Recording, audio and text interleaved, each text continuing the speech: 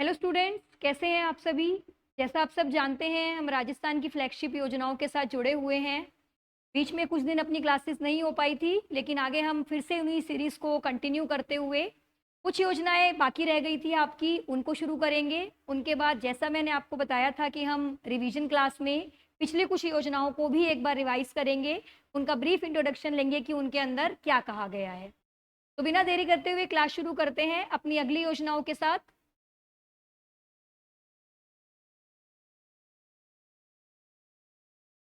देखिए क्लास, अगर आपको ध्यान हो, हम लास्ट क्लास में जो योजना कर रहे थे वो जुड़ी हुई थी आपके उच्च शिक्षा विभाग के अंदर।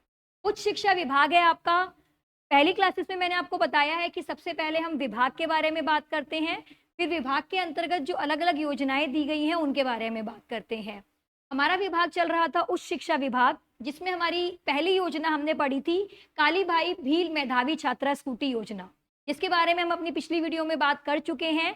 आज जो हम बात करेंगे उच्च शिक्षा विभाग के अंतर्गत हमारी जो दूसरी योजना सरकार द्वारा दी गई है उसके बारे में। देखिए, दूसरी योजना आपकी उच्च शिक्षा विभाग के अंतर्गत है देव नारायण छात्रा स्कूटी योजना। इसके अंतर्गत सरकार ने क्या कहा है, जैसे आपकी वो कालीबाई भील मेधावी छात्रा स्कूटी योजना थी जिसमें सरकार द्वारा स्कूटी वितरित की जा रही है, सेम योजना ही है आपकी, लेकिन इसमें क्या अंतर है वो पढ़ते हैं। इसके अंतर्गत राजस्थान के जो अति पिछड़े वर्ग की छात्राएं हैं उनको गवर्नमेंट द्वारा स्कूटी वितरित की जाती है, जिन्होंने आरबीएससी सीबीएसई द्वारा आयोजित, जो भी आपको पता है हर साल एग्जाम होते हैं, तो दो पैटर्न पर चलता है आपका 12th का, आरबीएससी वाला और सीबीएसई वाला। दोनों के लिए गवर्नमेंट द्वारा अलग अलग क्राइटेरिया रखे गए हैं, जिनकी बात हम कालीबाई मेधावी छात्रा स्कूटी योजना में भी कर चुके हैं। आगे इसमें क्या अलग कहा गया है, उस क्राइटेरिया के अंतर्गत भी ये कहा गया था कि परिवार की वार्षिक आय 2.5 लाख रुपए तक होनी चाहिए। यहाँ पर भी सेम ही चीज है, परिवार की वार्षिक आय 2.5 लाख रुपए तक है। छात्राओं को राजस्थान के किसी भी राजकीय महाविद्यालय में, राज्य वित्त पोषित विश्वविद्यालयों में स्नातक की डिग्री के प्रथम वर्ष में एक नियमित छात्रा होना आवश्यक है। दैट मीन्स इसके अंदर जो छात्राएं आवेदन कर सकती हैं वो वही होंगी जिन्होंने प्रथम वर्ष में, फर्स्ट ईयर में कॉलेज में, जहाँ पे रेगुलर डिग्री दी जाती है, वहां पर एडमिशन लिया होगा, वही छात्राएं इसके अंतर्गत आवेदन कर सकती है। तो देव नारायण छात्रा स्कूटी योजना के अंतर्गत सरकार द्वारा अति पिछड़े वर्ग की जो छात्राएं हैं उनको स्कूटी दी जा रही है। परिवार की वार्षिक आय 2.5 लाख रुपए से कम होनी चाहिए और आप किसी भी राजस्थान के अंतर्गत किसी भी महाविद्यालय में एक रेगुलर स्टूडेंट हो, फर्स्ट ईयर में आपका एडमिशन हो, तभी आप इस स्कीम के अंतर्गत सरकार द्वारा लाभ ले सकती है। अब देखिए इसमें आगे क्या कहा गया है, उच्च माध्यमिक परीक्षा की वरीयता के आधार पर आवेदकों को प्रति वर्ष 1500 स्कूटी सरकार द्वारा, एक जैसे मैं आपको हर बार कहती हूँ हर डाटा को हमें नहीं याद रख सकते, पॉसिबल भी नहीं है, लेकिन इसमें एक ऐसी फिगर है जो ये ध्यान रखनी है कि सरकार द्वारा हर वर्ष कितनी स्कूटी वितरित की जाती है। तो ये आपके सामने है, सरकार द्वारा 1500 स्कूटी निःशुल्क वितरित की जा रही है। शेष आवेदक जो स्कूटी प्राप्त नहीं कर सकते हैं उनको भी सरकार द्वारा एक प्रोत्साहन राशि दी जाती है।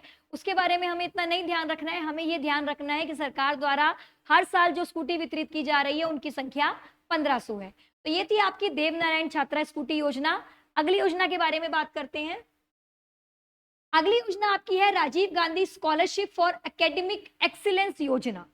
ये भी आपकी उच्च शिक्षा विभाग के अंतर्गत ही योजना है।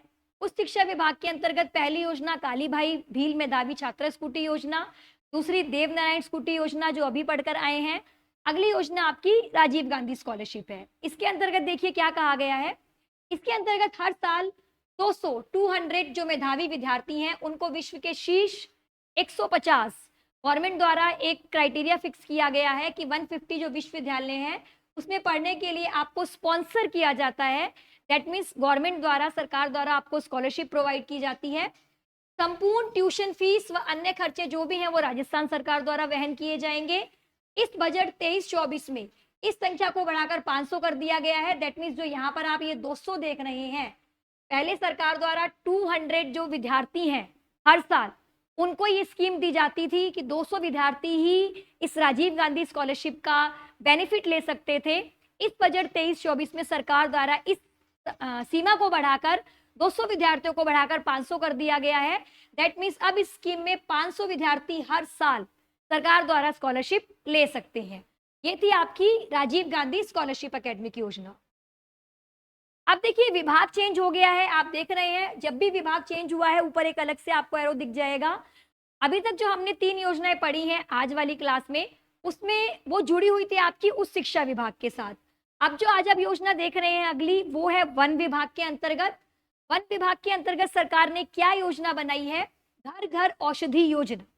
घर घर औषधि योजना जिसके अंतर्गत सरकार क्या कर रही है, राजस्थान में 1 अगस्त 2021 को योजना कब से शुरू हुई वो आपको ध्यान रखना है। इसका जो भी डेट है 1 अगस्त 2021 को घर घर औषधि योजना की शुरुआत की गई थी। इसमें सरकार द्वारा क्या किया जाता है वो देखिए। तुलसी, गिलोय, अश्वगंधा और काली मेथ की औषधियां, क्योंकि आपको पता है ये औषधि वाले पौधे हैं और घर घर औषधि योजना है। अगर आपको ध्यान हो ये योजना सरकार द्वारा कोरोना के टाइम पर चलाई गई थी, क्योंकि उस टाइम इन औषधि के जो पौधे हैं उनकी बहुत ज्यादा आवश्यकता थी। तो सरकार ने क्या किया था, तुलसी, गिलोय, अश्वगंधा और कालमेघ के जो औषधीय पौधे हैं उनके संरक्षण और प्रसार को बढ़ावा देने के लिए सरकार द्वारा प्रत्येक परिवार को घर घर जाकर इन औषधियों को सरकार द्वारा वितरित किया गया था। तो आपको इसमें ध्यान क्या रखना है, देखिए सबसे पहली बात तो आप ध्यान रखेंगे कि ये योजना कब से शुरू की गई थी, 1 अगस्त 2021 को। योजना का नाम घर घर औषधि योजना, जिसके अंतर्गत सरकार द्वारा ये 4 तरह के औषधि युक्त पौधे, तुलसी, गिलोय, अश्वगंधा और कालमेघ के पौधे सरकार द्वारा हर घर में दिए गए थे। मोटिव सिर्फ एक ही था सरकार का कि जो ये औषधि वाले पौधे हैं वो हर घर तक पहुंचने चाहिए, ताकि जो उस टाइम की महामारी थी उससे लड़ा जा सके। हालांकि अभी भी ऐसा सरकार कर रही है कि ये पौधे सभी के पास होने चाहिए, लेकिन उस टाइम इनकी आवश्यकता बहुत ज्यादा थी, इसीलिए इस स्कीम को उस समय के दौरान लाया गया था। तो आप ये ध्यान रखिएगा, वन विभाग के अंतर्गत आपकी जो योजना थी घर घर औषधि योजना। अगली देखिए विभाग फिर से चेंज हो गया है, या फिर मैं ये कहूं उच्च शिक्षा विभाग के अंतर्गत तो हमने 3 योजनाएं पढ़ी थी। वन विभाग के अंतर्गत आपकी एक ही योजना है, घर घर औषधि योजना। अगले विभाग की बात करेंगे, ऊर्जा विभाग। अगला जो आपका विभाग है ऊर्जा विभाग, जिसके अंतर्गत जो योजना सरकार द्वारा दी गई है वो क्या है, मुख्यमंत्री किसान मित्र ऊर्जा योजना। राजस्थान सरकार का जैसे आप जानते ही हैं किसानों के लिए हमेशा एक मित्र की तरह ही रही है, उसी चीज को ध्यान में रखते हुए सरकार योजना लेकर आई है किसान मित्र ऊर्जा योजना। इसमें क्या कहा गया है, सबसे पहली बात करेंगे कब शुरू किया गया था, तो जुलाई 2021 से, जुलाई 2021 से इस योजना को प्रारंभ किया गया था। यह योजना मीटर्ड कृषि उपभोक्ताओं को बिजली बिलों पर 1000 रुपए प्रति माह और अधिकतम 12,000 रुपए वर्ष का अनुदान प्राप्त करती है। तो देखिए बहुत ज्यादा कुछ ध्यान रखने वाली चीज नहीं है, ऊर्जा से रिलेटेड है, बिजली के बिलों से रिलेटेड है। जुलाई 2021 में सरकार द्वारा इसको लाया गया था। किन के लिए लाया गया था, किसानों के लिए लाया गया था कि हर गवर्नमेंट द्वारा हर महीने, मीटर्ड का मतलब है जब आपका एक बिजली का बिल आता है प्रॉपर मीटर के हिसाब से, तो उस बिल के अंदर सरकार द्वारा हर महीने 1000 रुपए आपको अनुदान के रूप में, या मैं कहूँ जितना भी आपका बिल बनेगा उस पे 1000 रुपए सरकार की तरफ से माफ करके ही आएगा आपका बिल। और ये 1000 रुपए अगर पूरे साल के हिसाब से देखें तो एनुअली बन जाते हैं मैक्सिमम 12,000। तो यही चीज आपको दी गई है, 1000 रुपए प्रति माह अनुदान दिया जाएगा और 12,000 रुपए का प्रति वर्ष सरकार द्वारा अनुदान दिया जाएगा। तो ये आपकी योजना है मुख्यमंत्री किसान मित्र ऊर्जा योजना। चलिए देखिए, आप अगर यहाँ पर देख ही पा रहे हैं 32, टोटल 33 योजना है आपकी, जिसमें से 32वीं योजना आपकी ऊर्जा है। तो यानी कि अब बिल्कुल एंड वाली योजना पर अब हम आ गए हैं, तो चलिए उसके बारे में बात करते हैं। लास्ट योजना आपकी पर्यटन विभाग से। पर्यटन राजस्थान के लिए एक बहुत इंपॉर्टेंट चीज है, आप सभी जानते हैं। उस विभाग के अंतर्गत सरकार ने क्या योजना की है, पर्यटन को पूर्ण उद्योग का दर्जा। राजस्थान, जैसे मैंने कहा, पर्यटन एक बहुत महत्वपूर्ण भूमिका निभाता है, तो वहां पर अगर पर्यटन को पूर्ण उद्योग का दर्जा दिया जाए तो उससे बड़ी बात क्या हो सकती है। तो सरकार ने उसी को ध्यान में रखते हुए ये योजना लेकर आई है, जिसमें क्या कहा गया है, जो आपका बजट 22-23 पिछले साल का जो बजट गया है उसमें पर्यटन व हॉस्पिटैलिटी सेक्टर को उद्योग के दर्जे का पूर्ण लाभ प्रदान किया गया है। यानी कि ये स्कीम इस तरीके से भी पढ़ सकते हैं कि पिछले साल के बजट से जुड़ी हुई है, जिसमें सरकार द्वारा पर्यटन और हॉस्पिटैलिटी को एक पूर्ण उद्योग का दर्जा दिया गया था। औद्योगिक मापदंडों के अनुसार बात करें तो अब इस सेक्टर पर भी गवर्नमेंट टैरिफ व लेवी दे है। दैट मीन्स जो भी उद्योग सेक्टर होते हैं उनको जिस तरीके से टैक्स पे करना होता है, जिस तरीके से ड्यूटीज पे करनी होती है, वही सब चीजें पर्यटन के ऊपर भी लगा दी गई है, क्योंकि हम पर्यटन को एक प्रॉपर उद्योग का, एक इंडस्ट्री का दर्जा दे रहे हैं। इस संबंध में पर्यटन व हॉस्पिटैलिटी को पात्रता प्रमाण पत्र 18 मई 2022 को जारी कर दिया गया है। तो देखिए, ध्यान रखने वाली बात क्या है, आपको ये डेट ध्यान रखनी है, 18 मई 2022। 22-23 का सर्वेक्षण पढ़ रहे हैं तो मैंने आपको बताया ही है, इस पर्टिकुलर एक साल में जो भी सरकार द्वारा स्कीम लाई गई है या सरकार जो भी अमेंडमेंट्स चेंजेस करते हैं, वो प्रॉपर डेट्स हमें पता होनी चाहिए। इसीलिए पर्यटन को पूर्ण उद्योग का दर्जा तो पिछले साल ही दे दिया गया था, पिछले साल के बजट में ही, लेकिन 18 मई 2022 को इसे पात्रता प्रमाण पत्र जारी किया गया है। तो ये डेट आपको ध्यान रखनी है कि 18 मई 2022 को इसे पात्रता प्रमाण पत्र जारी किया गया था। अब देखिए, योजनाएं तो आपकी वो 33 लास्ट ही थी पर्यटन वाली, लेकिन अगर आप आर्थिक सर्वेक्षण देखेंगे तो उसमें राजस्थान को पिछले साल के अंदर जो भी महत्वपूर्ण उपलब्धियां या पुरस्कार दिए गए हैं, उनके बारे में भी बताया गया है। बहुत सारे पुरस्कार और उपलब्धियां उसमें दर्ज की गई हैं। मैं उनमें से कुछ आपके लिए जो इम्पोर्टेंट है वो लेकर आई हैं, जिनके बारे में मैं बताऊंगी आपको। चलिए शुरू करते हैं। सबसे पहला अवार्ड जो दिया गया है, जो इम्पोर्टेंट है, पूछा भी जाता है, वो है आपका आउटलुक ट्रेवल अवार्ड 2022 में। किस दिन दिया गया? 23 अगस्त 2022 को दिया गया है। ये नई दिल्ली में दिया गया। किस चीज के लिए? कुंभलगढ़ व चित्तौड़गढ़ किलों को heritage destination in India silver award. Award का नाम क्या है आपका? Heritage destination in India silver award. ये दिया गया है 23 अगस्त 2022 को। किसको दिया गया है? कुंभलगढ़ और चित्तौड़गढ़ किलों को। तो आपको ये वाला जो पुरस्कार है, इसको ध्यान रखना है, आउटलुक ट्रेवल अवार्ड 2022। अगली बात करते हैं, राजस्थान पर्यटन को कॉन्डोनेस रीडर्स ट्रेवल अवार्ड दिया गया है 2022 में। अब देखिए, सभी पिछले साल की ही बात कर रहे हैं, उससे जुड़ी हुई डेट्स ही आपके सामने आएगी।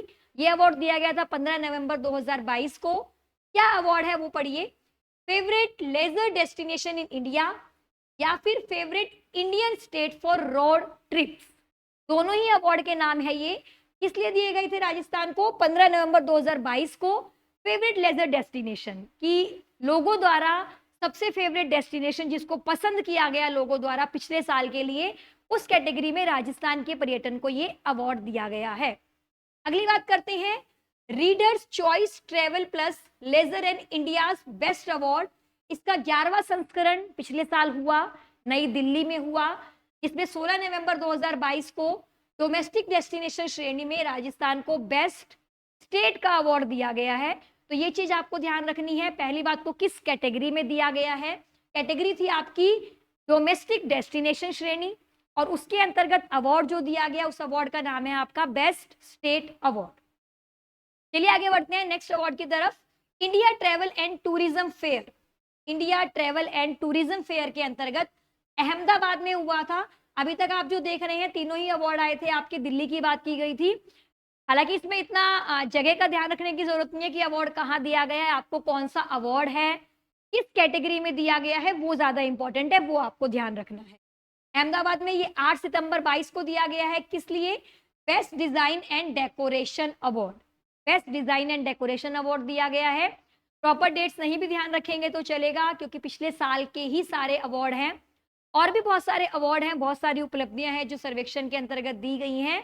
कुछ कुछ इंपॉर्टेंट अवार्ड्स जो हैं, क्योंकि देखिए हम पूरा सर्वेक्षण कर चुके हैं, बहुत कुछ है उसमें से पूछने वाला, तो उपलब्धियां एज सच बहुत बार नहीं पूछी गई हैं। तो ये कुछ उपलब्धियां जो इंपॉर्टेंट है वो आपके सामने रखी गई हैं। अब देखिए क्लास, जैसे मैंने आपको बताया था, हमारी योजनाएं तो कंप्लीट हो गई हैं।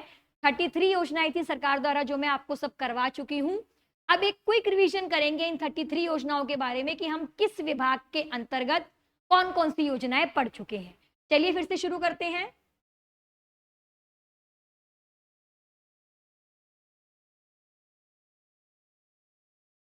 देखिए, सबसे पहला जो हमने पढ़ा था, खाद्य एवं नागरिक आपूर्ति। फिर से वही रिपीट करूंगी बात, सबसे पहले ऊपर आपका विभाग आएगा, किस विभाग के अंतर्गत कौन सी योजना है ये आपको ध्यान रखना है। हमारा खाद्य और नागरिक आपूर्ति विभाग के अंतर्गत पहली योजना पढ़ी थी हमने, 1 रुपए प्रति किलोग्राम गेहूं। मेन चीजें अब रिवाइज करेंगे। इसमें इंपॉर्टेंट बात हमने क्या पढ़ी थी कि सरकार ने जो पिछले साल तक 2 रुपए तक प्रति किलोग्राम के अकॉर्डिंग गेहूं थे, उसको बदलकर, ये आप देख भी रहे हैं, हाईलाइट भी किया गया है येलो से, गेहूं को 2 रुपए प्रति किलोग्राम के स्थान पर 1 रुपए प्रति किलोग्राम में देने की सरकार द्वारा योजना लाई गई थी, इसीलिए इसका नाम भी 1 रुपए प्रति किलोग्राम गेहूं रखा गया। ये आपकी पहली योजना थी जो हमने पढ़ी थी। दूसरी योजना, विभाग चेंज हो गया है, चिकित्सा स्वास्थ्य और परिवार कल्याण विभाग के अंतर्गत आपकी दूसरी योजना शुद्ध के लिए युद्ध अभियान जो 26 अक्टूबर 2020 को लाई गई थी, जिसमें सरकार द्वारा कितने निरीक्षण किए गए, कितने नमूने लिए गए वो आपके सामने है। इतना ऐसा डाटा नहीं ध्यान रखना है। शुद्ध के लिए युद्ध अभियान था और 26 अक्टूबर 2020 से शुरू की गई थी, वो आपको ध्यान रखना है। अगली योजना चिकित्सा विभाग के अंतर्गत ही हमने पढ़ी थी, तीसरी योजना निरोगी राजस्थान अभियान, जिसकी शुरुआत की गई थी 18 दिसंबर 2019 को।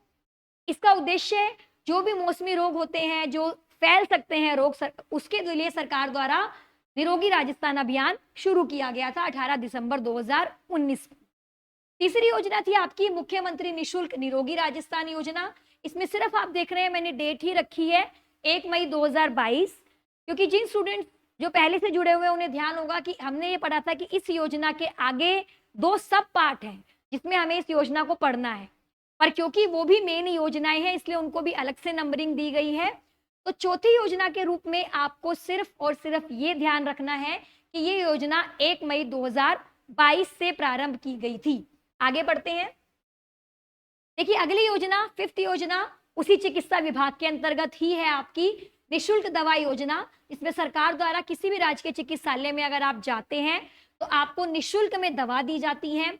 सरकार द्वारा दवाइयों की एक सूची बनाई गई है कि कौन कौन सी दवाइयां आपको उपलब्ध होंगी, जिसमें 1594 आपकी दवाइयां थी जो सरकार द्वारा मेंशन की गई है। 928 सर्जिकल आइटम मेंशन किए गए हैं, सूचर सूचीबद्ध किए गए हैं, और आपने कितना सरकार द्वारा खर्च किया गया ये भी आपको बताया गया था। अगली योजना फिर से वही चिकित्सा विभाग से जुड़ी हुई निशुल्क जांच योजना। ये दोनों ही योजनाएं देखिए जुड़ी हुई हैं आपस में, चाहे आप दवा योजना की बात कीजिए चाहे जांच योजना की।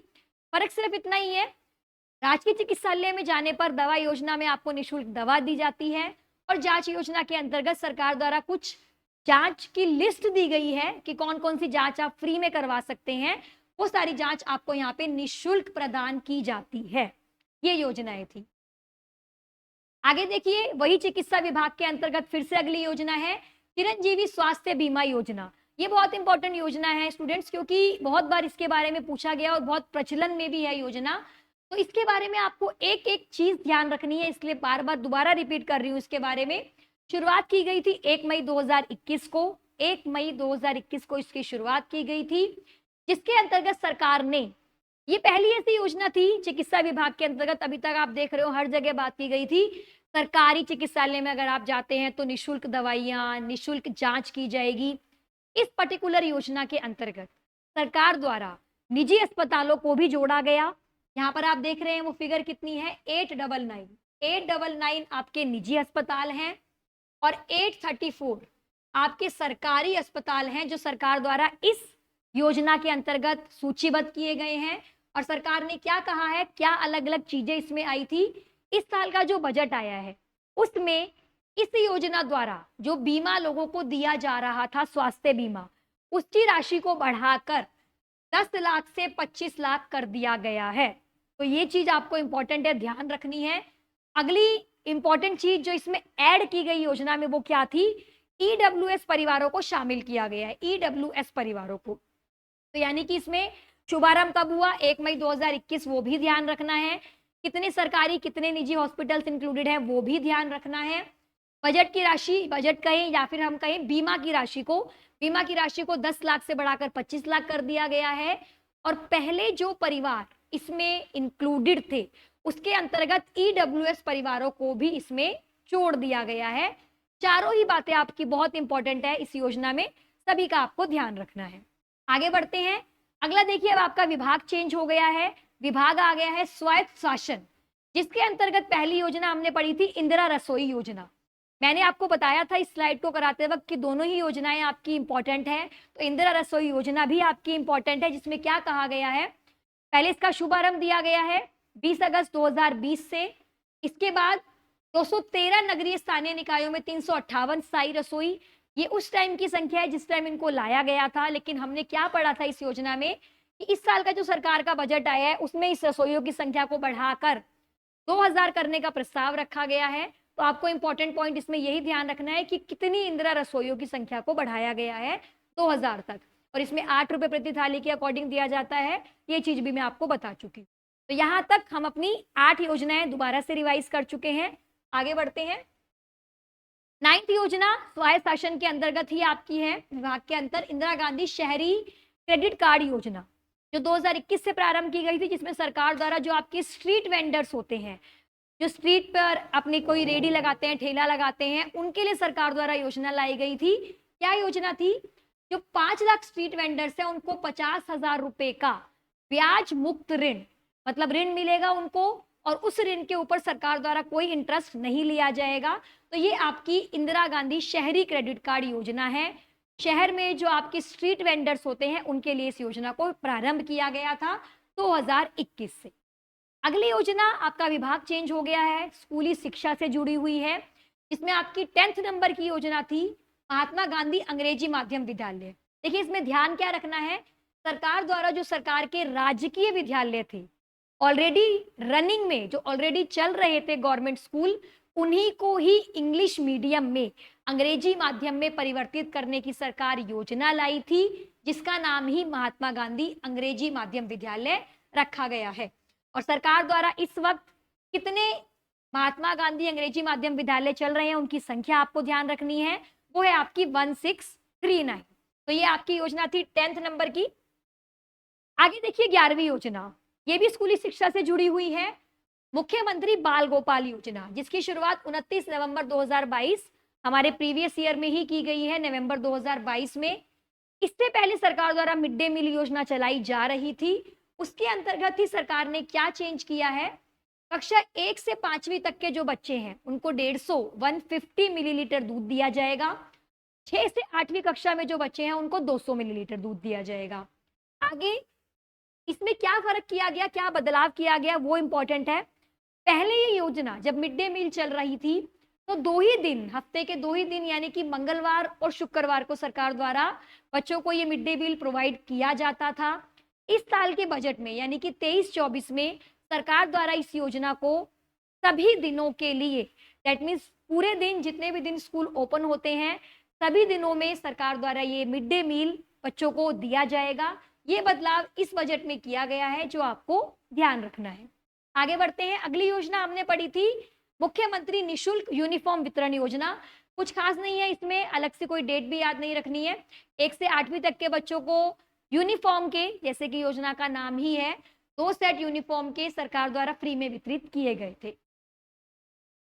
देखिए अपनी अब विभाग चेंज हो गया है, कृषि विभाग। कृषि विभाग के अंतर्गत अपनी अगली योजना हमने पढ़ी थी कृषि के प्रसंस्करण के लिए, कृषि व्यवसाय और कृषि निर्यात को प्रोत्साहित करने के लिए सरकार द्वारा योजना लाई गई थी। इस योजना में सरकार द्वारा किसानों को या उनके जो भी संगठन, जो भी ग्रुप बने हुए होते हैं, अधिकतम 100 लाख तक के अधीन परियोजना लागत के कृषि प्रसंस्करण अवसंरचना, जो भी उपकरण सरकार द्वारा लगाए जाएंगे प्रोसेसिंग के लिए, कृषि से जुड़ी हुई जो भी फूड प्रोसेसिंग की जाती है, उसके लिए सरकार द्वारा इतना बजट एलोकेट किया गया था। ये आपको ध्यान रखना है।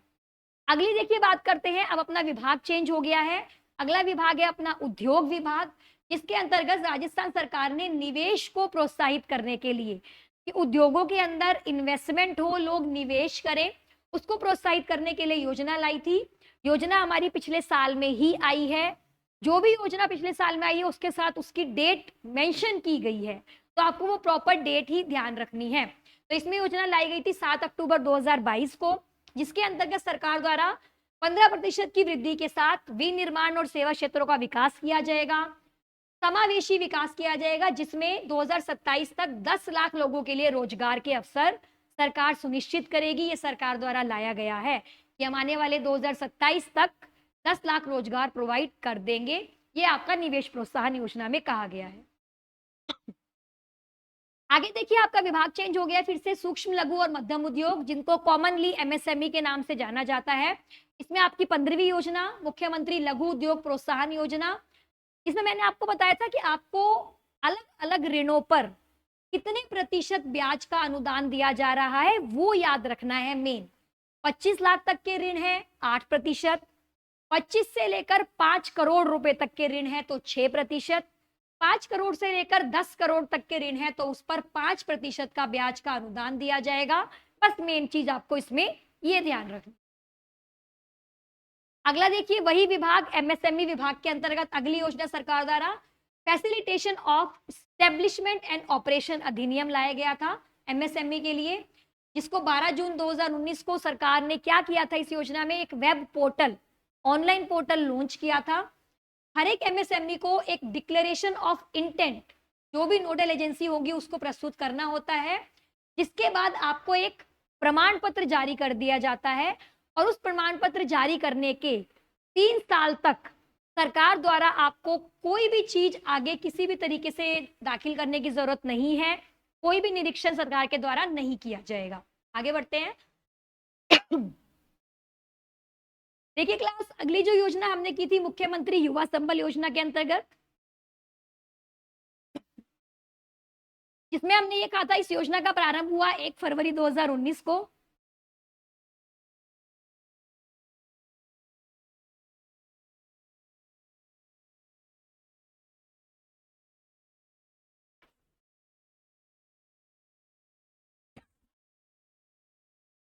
देखिए दोबारा से बात करते हैं, हम कौशल रोजगार की बात कर रहे थे विभाग के अंतर्गत, जिसके अंतर्गत मुख्यमंत्री युवा संबल योजना की बात हो रही थी। इसको प्रारंभ किया गया था 1 फरवरी 2019, जिसमें बेरोजगारी भत्ता देने की बात की गई है। बेरोजगारी भत्ता पुरुषों के लिए अलग है, जो महिलाएं ट्रांसजेंडर है उनके लिए अलग से बेरोजगारी भत्ता दिया गया है। 4,000 रुपए भत्ता पुरुषों के लिए और महिलाओं के लिए भत्ते की राशि है 4,500 रुपए, यानी कि 4,500 प्रति माह पर मंथ देने की सरकार द्वारा बात की गई थी। 18वीं योजना आपकी जुड़ी हुई थी जन आधार योजना से, जिसमें सरकार के द्वारा आपको एक ही बात ध्यान रखनी है, एक कार्ड, एक नंबर और एक पहचान सरकार लेकर आई थी कि एक ऐसा आधार कार्ड होना चाहिए जिसको हर जगह एक ही तरीके से पहचान के रूप में इस्तेमाल किया जा सके। अगली योजना आपकी जुड़ी हुई है सूचना प्रौद्योगिकी विभाग से के अंतर्गत, जिसमें सरकार द्वारा ये दिखाया गया कि जो भी सरकार की योजनाएं आती हैं उनके बारे में लोगों को कैसे इंफॉर्मेशन मिले, उस इंफॉर्मेशन को पहुंचाने के लिए सरकार द्वारा एक पोर्टल विकसित किया गया था, जिस पोर्टल पर सरकार की जो भी योजनाएं आती हैं वो आपको वहां पर मिल सकती। अगली योजना जुड़ी हुई थी कन्यादान योजना से, जिसके अंतर्गत सरकार 18 वर्ष या उससे अधिक की जो भी लड़कियां हैं उनके विवाह के अवसर पर 31,000 रुपए 31,000 रुपीज उपहार स्वरूप सरकार द्वारा दिए जा रहे थे। ये कन्यादान योजना सरकार लाई थी आपकी, जिसमें सरकार द्वारा कितना खर्च किया गया उसके बारे में भी आपको बताया गया था कि वर्ष 22-23 में सरकार द्वारा कितना खर्च उस पर्टिकुलर योजना के अंतर्गत किया गया है। अगली योजना सिलिकोसिस पॉलिसी से जुड़ी हुई है, जिसमें हमने एक बीमारी के बारे में बात की, सिलिकोसिस, जो आपकी जो भी ये लोग मरीज इसके अंतर्गत पाए गए थे उनको 3 लाख रुपए की राशि सरकार द्वारा दी गई और मृत्यु हो जाने पर उनके जो परिवारजन हैं उनको 2 लाख रुपए की राशि दी जाएगी। और इसके अलावा ये 2 बातें तो आपको ध्यान रखनी ही है, 3 लाख वाली और 2 लाख वाली, कि मरीज को 3 लाख रुपए और उसकी मृत्यु हो जाने पर परिवारजनों को 2 लाख रुपए दिए जा रहे हैं। इसके अलावा अगर उस मरीज की मृत्यु हो जाती है तो उसको अंतिम संस्कार के लिए भी सरकार द्वारा 10,000 रुपए उसके परिवार को दिए जाएंगे। ये सरकार ने इस योजना के अंतर्गत राशियां दी है आपको। अगली योजना एकल नारी सम्मान। देखिए अगली कुछ योजनाएं सारी आपकी पेंशन योजना से जुड़ी हुई है। जैसे इसमें जब एकल नारी की हमने बात की तो इसमें सरकार ने कुछ एज लिमिट रखी है कि 18 वर्ष से 54 वर्ष तक अगर आपकी उम्र है तो आपको 500 रुपए पेंशन के रूप में, फिर अगला क्राइटेरिया अलग था जिसमें 750 रुपए, फिर 1,000 रुपए और फिर मैक्सिमम 1,500 रुपए प्रति माह सरकार द्वारा पेंशन के रूप में दिए जा रहे हैं। ये योजना जुड़ी हुई है एकल नारी, एक ऐसी अकेली नारी जो अपने परिवार को, चाहे विधवा है चाहे तलाकशुदा है, जो अपने परिवार का पालन पोषण नहीं कर पा रही है, जिसकी आय का कोई और स्रोत नहीं पाया जाता है, उनको सरकार द्वारा ये पेंशन की राशि अलग अलग उम्र के हिसाब से रखी गई है। दूसरी योजना वृद्धावस्था पेंशन योजना। जैसे मैंने कहा आगे वाली कुछ योजनाएं पेंशन से जुड़ी हुई है, तो ये वृद्धावस्था के लिए है। 55 वर्ष या उससे अधिक की जो महिलाएं हैं या 58 वर्ष और उससे अधिक के जो पुरुष हैं, इसमें अलग अलग क्राइटेरिया है। महिलाओं के लिए अलग एज लिमिट रखी गई है, पुरुषों के लिए अलग, लेकिन पेंशन की राशि सेम है, वो है 750 रुपए 750 रुपीज पर मंथ। 75 वर्ष से अधिक की आयु हो जाने पर चाहे महिला है या पुरुष है, दोनों के लिए ही पेंशन की राशि 1,000 रुपए रखी गई है। अब इसमें आपको ये चीज ध्यान रखनी थी कि जैसे मैंने कहा कुछ बदलाव होता है वो याद रखना है। बजट 23-24 के अंतर्गत सरकार ने ये बोला है जो 75 वर्ष से कम आयु के, चाहे महिला है चाहे पुरुष, उनको भी सरकार द्वारा 1,000 रुपए ही पेंशन दी जाएगी। ये कह सकते हैं कि अब जो पेंशन दी जाती है वो 1,000 रुपए है, चाहे आपकी एज 75 ईयर से कम है या 75 ईयर से ज्यादा है। पहले ये 1,000 रुपए सिर्फ 75 ईयर से ज्यादा की एज पर ही देते थे, उससे कम पर 750 रुपीज थे। अब इसको इस बजट में बढ़ाकर 1,000 रुपए प्रति माह कर दिया गया था। अगली योजना देखिए, विशेष योग्यजन सम्मान पेंशन। फिर से पेंशन से जुड़ी हुई है, लेकिन ये उन लोगों के लिए जो विकलांग होते हैं, किसी भी तरीके से डिसेबल लोग होते हैं, उनको सरकार ने योजना दी है। अलग अलग राशियां इसमें भी दी गई हैं। 55 वर्ष से कम आयु के हैं आप, तो आपके लिए 750। 55 वर्ष या उससे अधिक की महिला है या 58 वर्ष से कम के जो आपके पुरुष हैं या 75 से कम होने चाहिए, उनके लिए 1,000 रुपए हैं। और अगर आपकी आयु 75 वर्ष या उससे अधिक है तो आपकी जो राशि है वो 1,250 रुपए प्रति माह। पेंशन की 3 योजनाएं हैं, एकल नारी, फिर वृद्धावस्था पढ़ी हमने, फिर हमने विशेष योग्यजन पढ़ा। सब में राशियां कुछ कुछ सेम है, थोड़ा बहुत बस आपको ईयर का ध्यान रखना है, कितनी एज के पुरुषों को दिया जा रहा है, कितनी एज के महिलाओं को। और अब जो अभी आपने वृद्धावस्था वाली पढ़ी वो ध्यान रखिएगा, आप 75 से कम हो 75 से ज्यादा हो, दोनों के लिए ही 1,000 रुपए राशि रखी गई है पेंशन की। देखिए अगली योजना फिर से इसी विभाग से जुड़ी हुई है, पालनहार योजना। ये योजना सरकार लेकर आई थी उन लोगों के लिए या उन बच्चों के लिए जिनके पास या जिनके ऐसे कहीं माता पिता नहीं है या मृत्यु हो गई है या कोई एक माता या पिता किसी भी वजह से जेल में है, बच्चा अपना पालन पोषण नहीं कर सकता है। उस केस में जो भी पर्सन उसका पालनहार बनता है या उसको पालता है, उसके लिए योजना लाई गई है। लेकिन कुछ कंडीशन सरकार ने रखी है कि जो भी पालनहार कर रहा है उसकी वार्षिक आय 1.20 लाख, 1,20,000 से ज्यादा नहीं होनी चाहिए साल की। और जो बच्चे हैं वो कम से कम, बच्चे या पालनहार दोनों ही, कम से कम 3 वर्ष से राजस्थान में रह रहे हो। 3 वर्ष या उससे ज्यादा अगर आप राजस्थान में रह रहे हैं, आपकी वार्षिक आय 1,20,000 से कम है, तो आप इस स्कीम के अंतर्गत योजना का लाभ उठा सकते हैं। इस योजना में अलग अलग राशि दी गई थी। जब बच्चे की उम्र 0 से 6 साल तक होती है तो 500 रुपए की राशि सरकार द्वारा दी जा रही थी। इस योजना में या इस साल के बजट में सरकार ने उस 500 रुपए की राशि को बढ़ाकर 750 रुपए कर दिया। अगला क्राइटेरिया था 6 से 18 वर्ष के बच्चों के लिए। जो पहले अमाउंट था 1,000 रुपए, सरकार ने उसको बढ़ाकर 1,500 रुपए कर दिया था। इन दोनों के अलावा सरकार द्वारा एक 2,000 रुपए का एक लमसम अमाउंट, एक इकट्ठा अमाउंट दिया जाता है हर एक बच्चे को, चाहे उसकी कुछ भी एज होती है, इसलिए कि वो अगर पूरे साल में कोई स्वेटर, वस्त्र, जूते, किसी भी चीज की उनको रिक्वायरमेंट है तो वो उस 2,000 रुपए से ले सकते हैं। अगली योजना देखिए, अनुप्रति कोचिंग योजना के अंतर्गत है, जिसका प्रारंभ किया गया था 6 जून 2021 को। यह योजना सरकार लेकर आई थी ऐसे बच्चों के लिए जो कोचिंग के माध्यम से पढ़ना चाहते हैं लेकिन किसी भी कारणवश नहीं जा पाते हैं, संसाधनों की कमी की वजह से नहीं जा पाते हैं, तो सरकार द्वारा ऐसे बच्चों को मुफ्त कोचिंग प्रदान की जा रही है। इसके अंतर्गत विद्यार्थियों को कोचिंग के लिए चयन जो किया जाएगा वो आपके 12वीं और 10वीं के जो मार्क्स हैं उनके आधार पर किया जाएगा कि 12th में और 10th में आपके कितने मार्क्स हैं, उनके अकॉर्डिंग ही सरकार की लिस्ट आती है कि आपका उसमें सिलेक्शन किया गया है कि नहीं। बजट 23-24 में सरकार ने इसमें क्या बदलाव किया है कि जो लाभार्थी हैं, दैट मीन्स पहले सरकार द्वारा जो कोचिंग योजना के अंतर्गत स्टूडेंट्स जिनको बेनिफिट दिया जा रहा था वो 15,000 थे, इस बजट में उसको बढ़ाकर 30,000 स्टूडेंट्स कर दिया गया है। दैट मीन्स सरकार ने बिल्कुल डबल कर दिया है कि अब 30,000 विद्यार्थी इस अनुप्रति कोचिंग योजना का लाभ उठा सकते हैं। अगली योजना देखिए जुड़ी हुई है बाल विकास योजनाओं से, महिलाओं और बाल विकास से, जिसमें पहली थी इंदिरा गांधी मातृत्व पोषण योजना। ये योजना 2 चरणों में सरकार लेकर आई थी। प्रथम चरण सरकार लेकर आई थी जब बजट की घोषणा हुई थी 2021 में।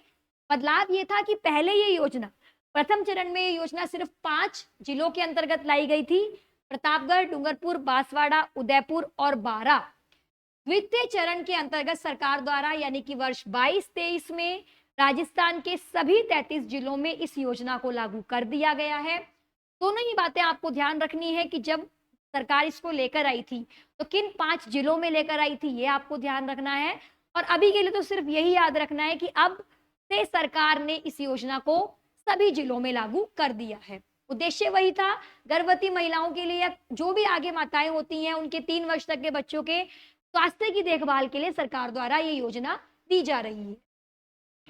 अगला देखिए, उच्च शिक्षा विभाग, आज ही हमने इसके बारे में पढ़ा है। ये सारी योजनाएं फिर से वही है। पहली आपकी कालीबाई भील मेधावी छात्रा स्कूटी योजना, जिसमें कुछ अंकों का प्रतिशत दिया गया है कि अगर आप राजस्थान बोर्ड से हैं 65%, कम से कम 65%, 65% आपके मार्क्स आने चाहिए। और यहीं पे जब आपका बोर्ड चेंज हो जाता है, आप सीबीएसई बोर्ड की बात करें तो वहां पर आपका जो मार्क्स का क्राइटेरिया है 75% हो जाता है आपकी। इसके अलावा परिवार की वार्षिक आय 2.5 लाख रुपए से कम होनी चाहिए। आवेदन करने के लिए आप किसी भी महाविद्यालय, जैसे मैंने आपको देवनारायण स्कूटी योजना में भी बताया, जब आप किसी महाविद्यालय में पढ़ रही हैं तभी आपको इस योजना का लाभ मिल सकता है। सिर्फ 12th पास करने के बाद आप अगर कहीं आपने अपना रजिस्ट्रेशन नहीं करवाया, एनरोलमेंट नहीं कराया, तो आपको इस योजना का लाभ नहीं दिया जा सकता।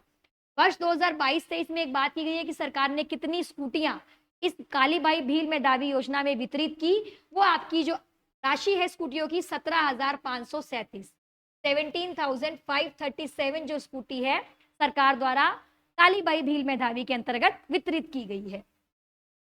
अगली बात आज ही हमने की है देवनारायण स्कूटी योजना में, जिसे मैंने बताया अति पिछड़े वर्ग के लिए बात की गई थी सरकार द्वारा। और जो परसेंटेज रखी गई है कालीबाई भील में परसेंटेज 65 और 75 है। देवनारायण स्कूटी योजना में जो ये प्रतिशत है वो 50% या उससे अधिक है। इसके अलावा वही बात, दूसरा क्राइटेरिया सेम है, परिवार की आय 2.5 लाख रुपए से कम होनी चाहिए। आप किसी महाविद्यालय में पढ़ रहे हो तभी आपको ये योजना का लाभ मिल सकता है। आवेदकों को प्रतिवर्ष जो स्कूटी वितरित की जा रही है वो 1500 है, आज ही हमने बात की है। अगली योजना हमने बात की जो राजीव गांधी 30वीं योजना अपनी स्कॉलरशिप फॉर एकेडमिक एक्सीलेंस, जिसमें जो भी मेधावी विद्यार्थी होते हैं एक्सीलेंस के लिए अवार्ड दिया जा रहा है। तो हर साल सरकार द्वारा 200 मेधावी विद्यार्थियों का चयन किया जाता है और उनको ऐसे अच्छे संस्थानों में पढ़ने के लिए भेजा जाता है जहां वो नहीं जा पा रहे हैं किसी भी वजह से। सरकार द्वारा जो भी संपूर्ण ट्यूशन फीस है, जो भी खर्चे है, पूरे सरकार वहन करती है। इंपॉर्टेंट पॉइंट क्या ध्यान रखना है, जो पहले सरकार 200 विद्यार्थियों को ये योजना का लाभ दे रही थी, इस साल के बजट में सरकार ने उस फिगर को बढ़ाकर 200 विद्यार्थियों को बढ़ाकर 500 विद्यार्थी कर दिया है। ये आपको इस योजना में ध्यान रखना है। 31वीं योजना वन विभाग के अंतर्गत घर घर औषधि, जिसका आरंभ किया गया था 1 अगस्त 2021 में, जिसमें सरकार तुलसी, गिलोय, अश्वगंधा और कालमेघ के जो औषधि युक्त पौधे होते हैं उनको घर घर वितरित कर रही है। 2021 से इसका प्रारंभ किया गया था। 32वीं योजना किसान मित्र ऊर्जा योजना, जिसमें सरकार द्वारा किसानों को जुलाई 2021 से इस योजना को प्रारंभ किया गया। किसानों के जो भी बिजली बिल आते हैं उसमें 1000 रुपए प्रति माह सरकार द्वारा छूट दी गई है और ये 1000 रुपए प्रति माह वार्षिक हो जाते हैं 12,000 रुपए मैक्सिमम, जो सरकार द्वारा इसमें बात की गई है। सरकार इसमें अनुदान प्राप्त करती है आपके बिजली के बिलों में। 33 योजनाएं थी, लास्ट योजना पर चल रहे हैं अब हम पर्यटन। पर्यटन को सरकार द्वारा पूर्ण उद्योग का दर्जा आपका 2022-23 में दे दिया गया था राज्य के बजट में। इस साल में अलग क्या हुआ है हमारा, जो हम इसको पढ़ रहे हैं कि 18 मई 2022 को, पिछले साल का अपनी फिगर थी 18 मई 2022 को सरकार द्वारा पर्यटन व हॉस्पिटैलिटी को पात्रता प्रमाण पत्र जारी कर दिया गया है। ये चीजें आपको इसमें ध्यान रखनी है। तो देखिए क्लास, इसके बाद हमने एक और कुछ अवार्ड्स के बारे में पढ़ा। मैंने बताया आपको हेरिटेज डेस्टिनेशन का अवार्ड दिया गया है। चित्तौड़गढ़ और कुंभलगढ़ किले को, राजस्थान को फेवरेट लेजर डेस्टिनेशन का अवार्ड दिया गया है। रीडर चॉइस के अकॉर्डिंग आपको बेस्ट स्टेट का अवार्ड मिला है। प्लस ट्रैवल और टूरिज्म फेयर के अवार्ड में देखा जाए तो आपको बेस्ट डिजाइन और डेकोरेशन का अवार्ड, और भी बहुत सारे अवार्ड हैं, ये उपलब्धियां हैं सरकार की, कुछ कुछ आपके सामने रखी गई है। तो देखिए क्लास, हमने राजस्थान की 33 फ्लैगशिप योजनाओं को डिटेल मैंने आपको हर एक वीडियो के माध्यम से भी बताया है। 5 मेरी वीडियो फ्लैगशिप योजनाओं पे आ चुकी है। आज ये 6 और लास्ट योजना जो फ्लैगशिप योजनाओं से जुड़ी हुई है वो आपके सामने लेकर आई हूँ। जो भी स्टूडेंट आज ही अगर इस वीडियो से जुड़ रहे हैं तो उनसे यही रिक्वेस्ट रहेगी कि पहले उन 5 वीडियोस को भी देखिएगा, क्योंकि आज चाहे मैंने आपको शॉर्ट में वो सारी योजनाएं फिर से बताई हैं, लेकिन डिटेल स्टडी जब आप क्लास देखेंगे तभी मिल पाएगी आपको। कुछ कुछ बातें होती हैं कि सरकार द्वारा क्या बदलाव किया गया या क्या उसमें नया लाया गया है, वो मैंने वीडियो के अंदर ही बताई है आपकी, जिसके लिए आपको उन वीडियोस को देखना पड़ेगा।